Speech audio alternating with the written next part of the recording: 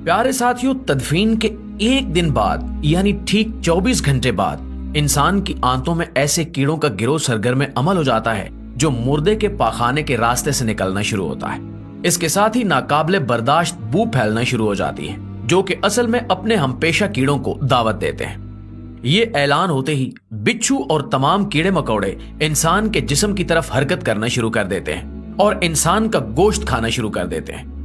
तदफीन के 3 दिन बाद सबसे पहले नाक की हालत तब्दील होना शुरू हो जाती है।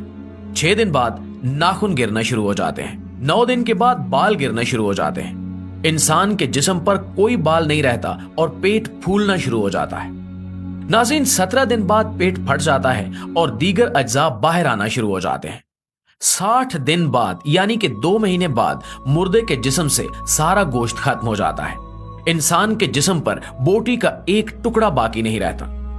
90 दिन बाद तमाम हड्डियां एक दूसरे से जुदा होना शुरू हो जाती हैं और 1 साल बाद हड्डियां बोसीदा हो जाती हैं और बिल आखिर जिस इंसान को दफनाया गया था उसका वजूद मुकम्मल तौर पर खत्म हो जाता है। तो मेरे दोस्तों, गरूर, तकब्बुर, हिरस, लालच, घमंड, दुश्मनी, हसद, बुग़्ज़, जलन, इज्जत, वकार, नाम, औहदा और बादशाही, ये सब कहां जाता है?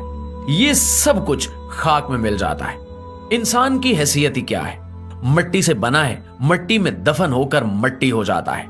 ये 5-6 फुट का इंसान कब्र में जाकर बेनामो निशान हो जाता है। दुनिया में अकड़ कर चलने वाला, अपने आप को ताकतवर समझने वाला, दूसरों को हकीर कहने वाला, दुनिया पर हुकूमत करने वाला, कब्र में आते ही इसकी हैसियत सिर्फ मट्टी हो जाती है।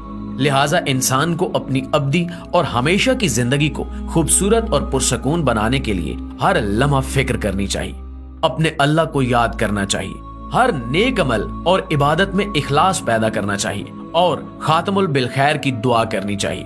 अल्लाह ताला मुझे और आप सबको अमले नेक करने की तौफीक अता फरमाए। आमीन सुमा आमीन।